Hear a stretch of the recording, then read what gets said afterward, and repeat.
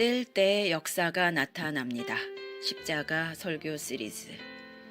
떡을 뗄 때 역사가 나타난다는 말은 다시 말하면 떡이 깨어질 때, 부서질 때 역사가 나타난다는 뜻입니다.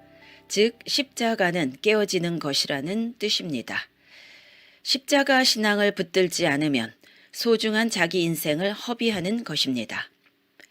기독교 신앙을 한마디로 표현할 수 있는 단어는 십자가입니다. 그래서 우리가 지금 십자가 신앙을 놓치고 신앙생활하고 있다면 뭔가 본질에서 벗어난, 다시 말해서 아무 의미 없는 공허한 자기 인생을, 그 소중한 시간들을 허비하고 있는 것입니다. 어떤 본질적인 삶을 살아가지 못하니까 그저 허송세월하고 있는 셈이지요. 그래서 우리가 십자가 신앙이 무엇인가를 올바로 이해하고 그 십자가 신앙에 가장 근접한 삶을 살려고 노력할 적에 나의 이 하나뿐인 인생을 가장 소중하고 의미 있게 후회 없이 보낼 수 있기 때문에 십자가 신앙을 잘 살펴보고 가르치고 또한 배워야 하는 것입니다. 특별히 현대와 같이 개인주의적이고 이기적이고 또 성공주의가 득세하는 시기에 복음이 그런 세속적 사상과 혼합되어 무늬만 복음이고 속 알맹이는 세속주의일 때 결국은 자기 인생을 헛살게 되는 것이고 인생 막바지에 처절하게 후회하게 될 것입니다. 서울의 조용하던 어느 상가 건물에 갑자기 사람들이 워낙 많이 들락거리기에 한번 가봤더니 온 사방에 자기 개발 서적과 자기 개발 메시지, 그것을 마치 교회처럼 카세트 테이프, CD로 제작해서 파는 것을 보았습니다. 그 제목들은 한결같이 부자 되는 비결, 성공하는 지름길, 이런 것들이지요.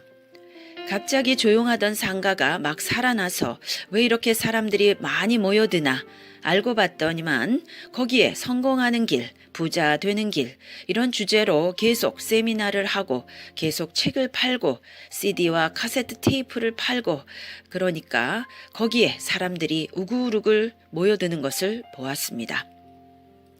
그러한 가운데 우리 기독교도 과거 한때 그런 세상적 분위기에 동화되어서 십자가 신앙을 버리고 기독교를 믿는다 하면서도 엉뚱한 신앙, 성공주의, 자기개발, 기복주의를 가지고 있을 때 가장 피해를 보는 것은 바로 자기 자신인 것입니다.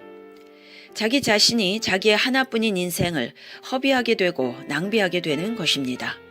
그거 열심히 쫓아가 봐야 남는 것은 아무것도 없습니다.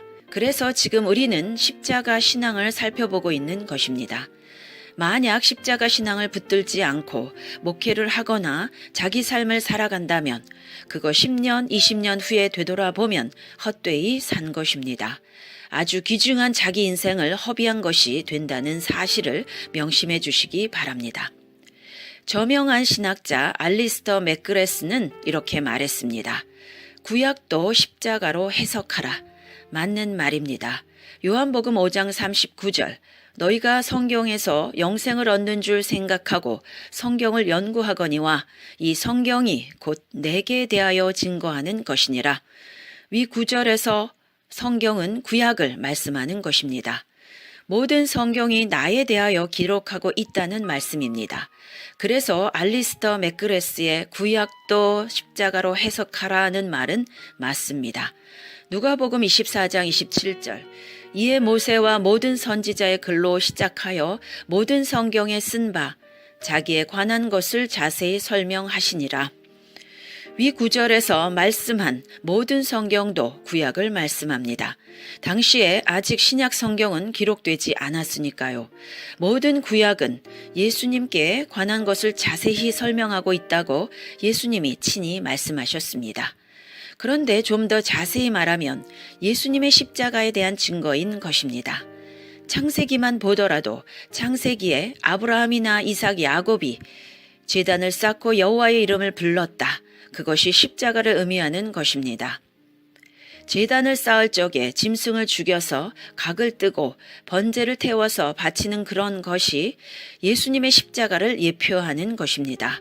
그 짐승은 장차 대속 제물로 오실 예수님의 십자가를 예표하는 것입니다. 아브라함이 모리아산에서 이삭을 바친 것도 십자가를 예표하는 것입니다. 아들을 바친 아브라함의 헌신이 그 포커스가 아닙니다. 그리스도와 십자가에 포커스를 맞추어서 우리가 성경을 이해하고 가르치고 또 배워야지 가는 곳마다 제단을 잘 쌓았더니 복을 받아서 부자가 되었더라. 이런 것은 완전히 성경의 본질을 벗어난 엉뚱한 해석이고 엉뚱한 기독교입니다. 출애굽기에도 십자가가 잘 나타나 있죠. 뭐죠? 유월절에 어린 양을 잡아서 그 피를 문설주와 인방 바르는 것은 예수님의 십자가를 예표한 것입니다. 사사기의 모든 사사들은 예수님을 예표하는 그러한 인물들이었습니다. 엘리야, 엘리사 선지자 마찬가지고요. 다윗 말할 필요도 없고요.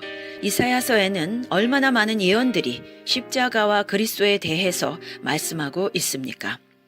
이렇게 우리가 십자가 중심의 성경 해석을 하고 십자가 중심의 신앙생활을 하는 것이 굉장히 올바른 것입니다. 그렇지 않으면 무지개를 쫓는 것이지요. 되돌아보면 자기가 5년 10년 세월 허송하고 낭비하는 그런 통탄할 만한 일이 된다는 것입니다. 뗄 때 깨어질 때 역사가 나타납니다. 아래 내용은 유진 피터슨 목사님의 책 현실 하나님의 세계 364쪽부터 나오는 내용입니다. 예수님께서 오병이어를 가지시고 5,000명을 먹이시는 기적을 일으키시고 또 칠병이어의 기적을 일으키셨는데 그 오병이어, 칠병이어의 기적이 바로 예수님의 십자가를 나타내는 것이다 라는 것입니다. 왜냐하면 오병이어 때 사용된 동사 4가지가 성찬 때 사용된 동사 4가지와 헬라어 동사가 그대로 일치합니다. 똑같은 동사를 쓰고 있습니다. 성찬을 구성하는 4개의 동사, 성경이 말하는 성찬 식사와 그 후로 교회에서 계속 실천되어 온 성찬 식사는 모두 형식을 가지고 있습니다. 취하다 take, 감사하다 thank, 떼다 break, 주다 give. 위 표를 통해서 볼 때 오병이어의 기적은 고린도전서 11장의 성찬을 나타내는 것입니다. 왜냐하면 오병이어의 기적 때 쓰인 4가지 주요 동사가 떡을 가지사 take, 축사하시고 bless, 떼어 break, 그들에게 주시니 give. 고린도전서 11장의 성찬에 쓰인 4가지 동사와 헬라어로 똑같기 때문입니다. 그러니까 예수님께서는 오병이어의 기적을 통해서 굶주린 사람을 먹이는 것이 그 1차적 목표가 아니라 성찬식, 즉 십자가를 예표해서 행하셨다는 것입니다. 그 떡을 떼신 게 구제 사업을 하신 게 아니고 본래 목적은 예수님의 십자가를 예표하신 것입니다. 십자가와 구원이 그냥 배고픔을 해결하는 것보다 만배로 더 중요하니까요. 실제로 요한복음 6장에 보면 예수님께서 오병이어의 기적을 행하신 이후에 연이어서 설교를 하시면서 내가 하늘에서 내려온 산떡이며 내 살은 참된 양식이요 내 피는 참된 음료로다 라며 그 의미를 가르쳐 주셨습니다. 자, 그런데 유진 피터슨 목사님이 그 책에서 강조하신 것은 무엇인가 하면 이 4가지 동사가 다 필요하다는 것이지요. 첫 번째 동사 가지사, 우리가 하나님께 드려줘야 됩니다. 붙잡혀야 합니다. 두 번째 축사하시고 우리가 하나님께 기도도 해야 됩니다. 십자가를 질 때 기도해야 합니다. 그런데 이 4가지 동사 중에 가장 중요한 동사는 3번째 떼어서입니다. 즉 깨어지는 것, 브레이크 되는 것입니다. 예수님께서 깨어지지 않으셨다면, 만약 브레이크 되지 않으셨다면 십자가의 역사는 결코 일어나지 않았다는 것입니다. 인류를 구원한 역사는 절대로 일어나지 않았다는 것입니다. 그러면 4번째 동사 나누어 주다는 자동적으로 일어납니다. 십자가의 혜택이 그 결과가 모든 사람에게 나누어지는 것입니다. 우리도 마찬가지입니다. 십자가를 지고 예수님을 쫓아 살기를 원할 때 무언가 우리가 깨어지는 삶, 자기 자신이 이렇게 찢어지는 삶, 떡이 떼어지듯이 자기 자신이 깨어지는, 부서지는, 브레이크되는 삶을 살지 않으면 이건 십자가의 길을 가는 것이 아니고 십자가의 신앙이 아니라는 것입니다. 예수님께서 십자가에서 몸이 깨어지셔서 구원의 모든 도리를 다 이루시고 우리에게 그 구원의 혜택을 주셨으니까 우리는 그 혜택만 받으면 되지 나까지 십자가에서 깨어질 필요가 있느냐라고 이렇게 말하는 분들이 있을 수 있습니다만, 예수님께서 십자가에서 깨어지신 그것을 진짜 믿는 사람은 자기 마음에 큰 감동이 일어나서 자기도 그 예수님의 십자가 길을 자원해서 뒤따라가게 되는 것입니다. 장기려 장로님의 삶에 크게 감동을 받은 후배 의사들은 장기려 장로님이 걸어가셨던 그런 의사의 길을 자원해서 걷게 되어 있습니다. 자기 돌아가신 부모님의 삶에 큰 감동을 받은 사람들은 나도 우리 부모님처럼 살아야 되겠다 라고 누가 시키지도 않았는데 자기 스스로 그렇게 결심하고 자기 스스로 자기 부모님을 본받아 살게 되어 있다는 것입니다. 다시 말씀드립니다. 십자가는 뭐라고요? 십자가는 브레이크, 떡이 찢어지듯이 찢어지는 것이고 깨어지는 것입니다. 내 삶이 찢어지지 않고 내 삶이 깨어지지 않는다면 거기에 아무런 어떠한 십자가를 통해서 나타나는 영광, 역사, 열매, 그러한 결과가 생기지 않는다는 것입니다. 지금 시점은 2013년 12월입니다. 여러분, 저와 여러분이 2013년 한 해 동안에 어떠한 주님의 역사를 이루었습니까? 어떤 사람은 후회 없는 값진 삶을 살았다는 생각이 들 것이고 아마 대다수 사람들은 특별한 일 없이 밋밋하게 살았다라는 판단이 들 것입니다. 후회 없는 값진 삶을 사려면 내가 지금까지 얼마나 십자가를 지고 주님을 따르며 살았느냐, 즉 내가 얼마만큼 깨어졌느냐, 내가 얼마만큼 브레이크 되어졌느냐, 거기에 달려있는 것입니다. 그런데 사람의 본능은 절대로 이러한 것을 싫어하죠. 여기서 깨어진다, 떼어진다는 말을 지금 우리가 쓰는 말로 바꾸면 손해본다, 희생한다가 되겠습니다. 내 기도를, 내 시간을, 내 관심을, 내 물질을 손해보고 희생해야 그게 한 알의 미랄의 삶이 되는 것이요. 그때 죽으면 많은 열매를 맺느니라, 아니면 죽지 않으면 한 알 그대로 있고 라는 말씀이 내게 응하게 되지요. 떡을 뗄 때, 예수님의 살이 찢어질 때, 즉 십자가를 지른 삶이란 내 자신이 그렇게 깨어질 때 브레이크가 일어나는데 그건 아픈 일입니다. 사실 처절한 일입니다. 그러나 크로스가 없는 삶에는 크라운도 없습니다. 사람의 본능은 절대로 자기가 손해를 안 보려고 합니다. 우리가 무슨 물건을 살 때에도 500원, 1000원을 가지고 깎고 흥정합니다. 그 이유가 뭔가요? 자기가 손해보기 싫다는 것입니다. 그런데 십자가를 지는 삶은 뭐냐? 깨어지는 것인데 다시 말하면 자기가 손해를 보는 삶입니다.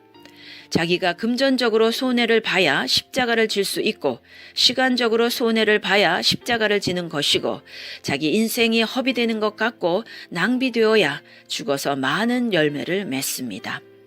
그 소중한 자기 인생이 아무것도 아닌 허드렛 일에 정말 누가 스포트라이트를 비춰주지도 않고 많은 사람들에게 알려지지도 않고 좋은 가문에 태어나서 온갖 좋은 교육을 다 받은 사람이 이러한 허드렛 일에 내가 봉사를 해야 하나라는 그러한 자격지심인지 자존심인지 그런 것을 가질 수도 있겠습니다만, 그러나 그러한 손해보는 일이 없는 경우에는 어떠한 십자가의 역사도 부활의 역사도 일어나지 않는다는 것입니다.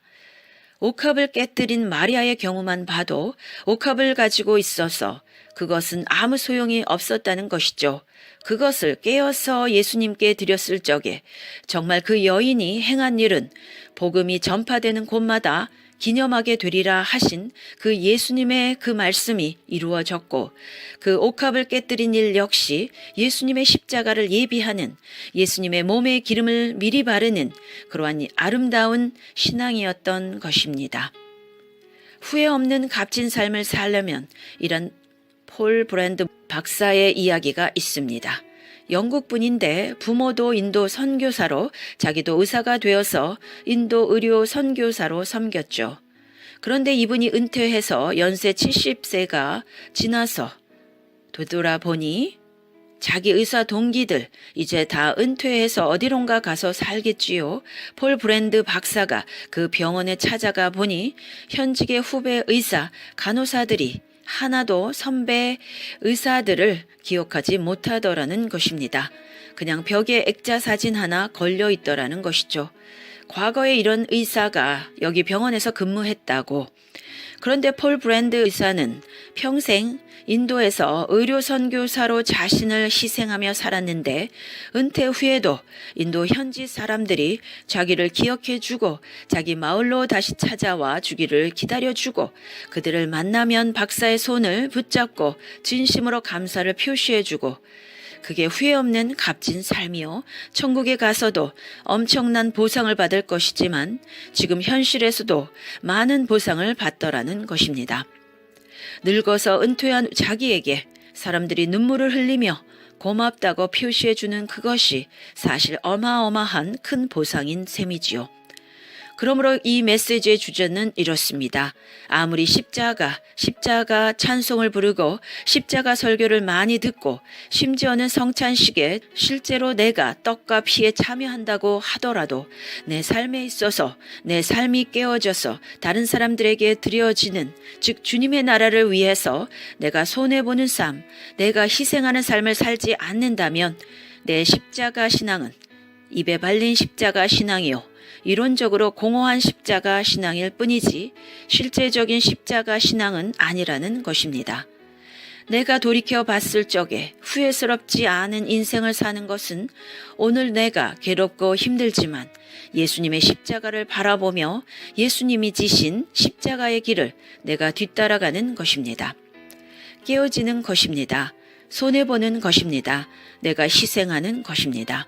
그것 말고 다른 길은 없습니다. 사실 우리 각자가 주님이 지어주시는 자기 십자가가 있을 것이며 주님이 부르시는 자기 십자가의 길로의 부르심이 반드시 있습니다.